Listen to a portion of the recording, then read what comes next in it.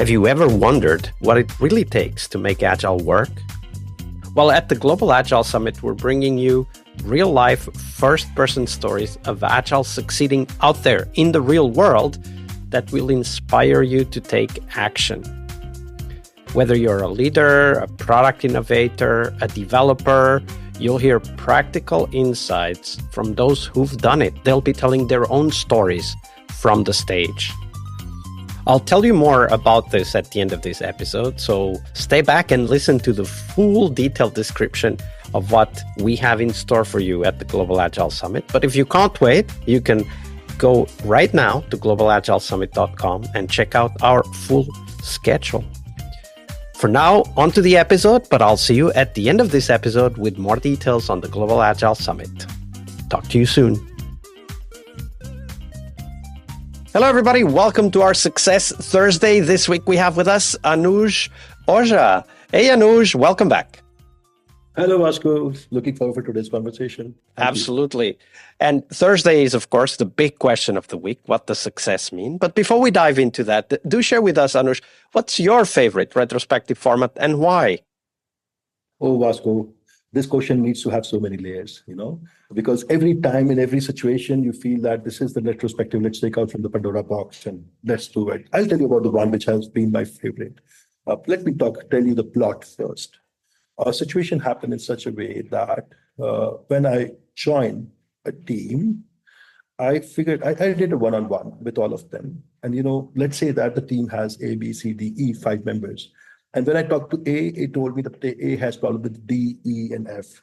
When I talked to D, D told me that D has problem with A, B, C, and F again. So then I figured out that, hey, what's happening? Everybody's talking about the problem with each other.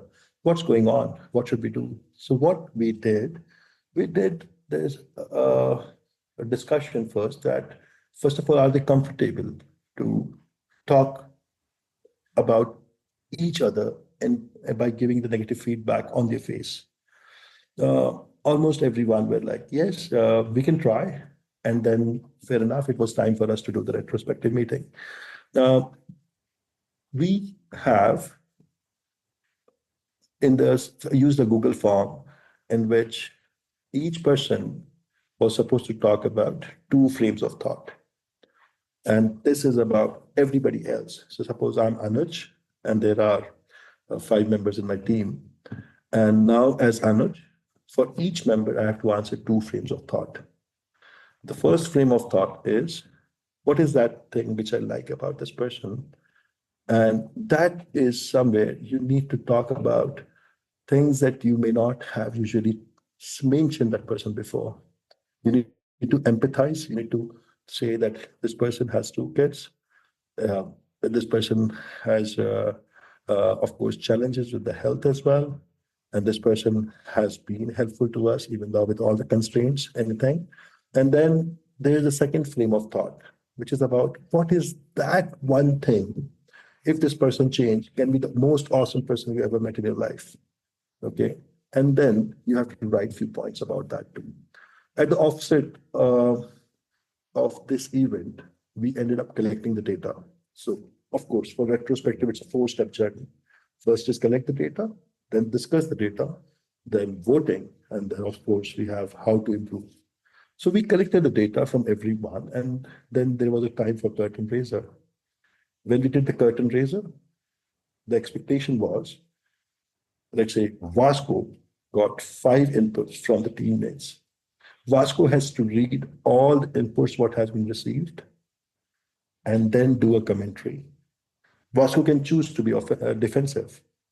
Vasco can end up being angry, and it's a safe space. Share what you feel. Okay, we are not going to put it into a box that you cannot feel angry and you just have to do the ego massaging of each other. No, that's not going to work. Just be yourself. Okay, and if you found out that people have a right observation for you, okay, then mention that as well. Okay. Lastly, when you are reading everybody's viewpoint, you also may need to say that what you are going to work upon, or what is that point on which you're going to work upon. You may not be able to talk about actions that you will take to improve, but what are the points in which you feel you need to improve? Okay. And once that happened for all of us, it was time for people to uh, vote, but we replaced the vote with people giving feedback on to each other when they read about the inputs given from the team. So then they talked about uh, like, Vasco, you have been too honest, or Vasco, you are hiding something, or Vasco, I think you felt offended, or whatever. Just open up, just talk about commentary. And many of times it happens so that people appreciate. Okay. And lastly, it's about oath ceremony, you may say it that way, where everybody now need to say that when we meet again for such activity, what change should they expect in each other? So instead of people talking about this is what you need to improve, it's important that you should accept first if there is a problem with you. If you do not feel there is a problem with you, you are still not there in a journey. So it's important for you to first acknowledge that again, yes, I have a problem and I accept it from my teammates, and this is the change that I want to bring in. And of course, I need your help to improve. If anytime I do the same, I do not let you talk, then stop me and and tell me that hey, you are still not listening to others. You are just talking yourself. And that's one of the retro which I loved. But Vasco, you haven't asked a question. I want to also answer one more question. Which retro I do not like at all? I don't like sandwich approach, in which it's like people start by giving good things about others, and then they talk about the actual feedback they want to give the other person, or actual thing they want to talk about the process, and then they ending again the retrospective with something good to say. So I believe that they are two different statements. What are we good at, and what are we not good at? But when we put it in a sandwich approach, uh, we are actually making the other person confused. It's like you have a flower in your hand and you're doing like, she loves me not. Oh, she loves me. No, she loves me not. And that way the confusion begins. So Mm. Yeah, we must.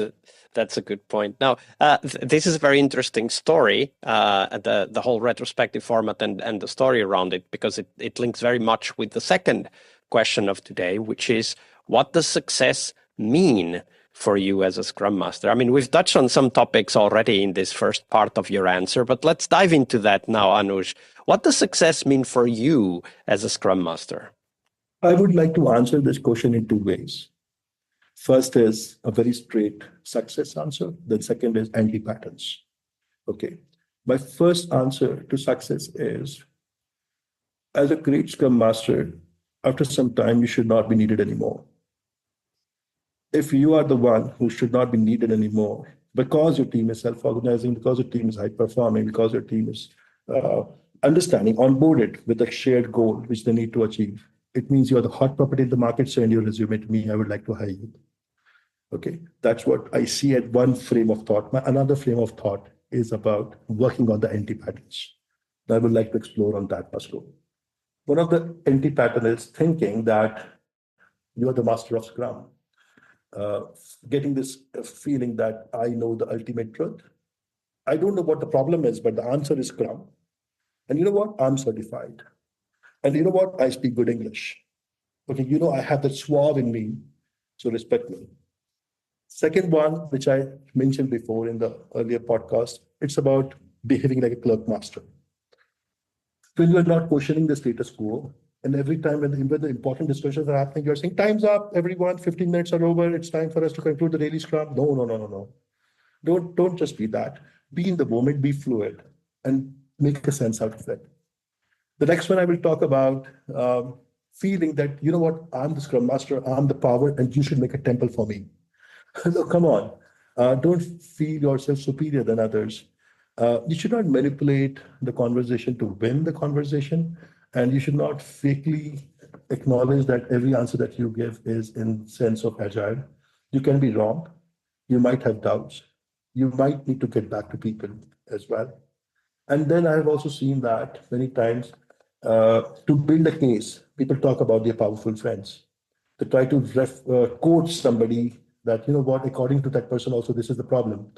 And instead of actually knowing or helping the people, they just start quoting that according to Scrum Bag or according to this person, this is the way how it is. And that's where I feel that they talk about the powerful friends instead of really solving the problem. Uh, Next, anti-waterfall is my next anti-pattern I want to talk about. Don't just badmouth waterfall. It's not bad. Every process in the world is PDCA, plan, do, check, act. In waterfall, it was about planning everything up front and doing, then checking, then acting on the feedback. For me, Agile or Scrum in this case is continuous PDCA. Okay, we are continuously planning, continuously doing, continuously acting on the feedback. Okay, so we need to not badmouth other things. You have to solve the problem. That should be your focus. Don't try to join any lobby where you feel that you're getting sadist and you're enjoying that as well. I have many more points actually, Vasco. I don't know how much time we have. Yeah, no, but this is already quite good and a lot of, I think, food for thought, reflection points for us to evaluate our own behavior as Scrum Master. So I think we are running out of time for this one. But one thing that I really want to emphasize that is very important for all of us, you mentioned it already, is like, of course, the goal is to help teams to be self-sufficient so that, we don't need to do things for them. They have the authority and they have the courage to act on that authority. But the other thing is that you mentioned, which is related to that, which is that very often we tend to go into whatever the problem is, the answer is Scrum mindset. And actually this week we've already discussed different stories where the answer wasn't Scrum.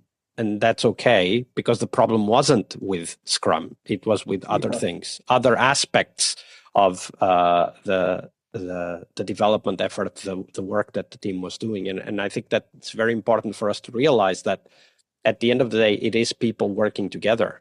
And sometimes the solution isn't process. The solution is addressing what the people need or what they are lacking or what they are searching for. And I think that's a very powerful reflection for us when we think about success for ourselves as Scrum Master. In first place, we are there to help people. So thank you for sharing that, Anuj. That's true. Thank you so much, Vasco. Hey, friend, thank you for staying. Here is all you need to know about the Global Agile Summit. If you've ever suffered or know people who are suffering from agile fatigue, this event is for you. Agile fatigue is that feeling that settles in when we can't really see a light at the end of the tunnel. We get discouraged, especially when conversations revolve around the same old frameworks, the same old buzzwords and theories.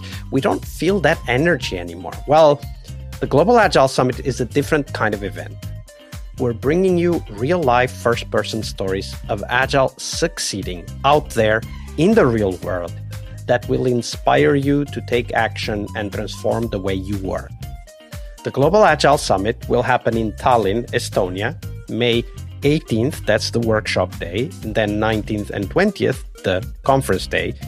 And Tallinn, Estonia is one of the most innovative tech hubs in Europe.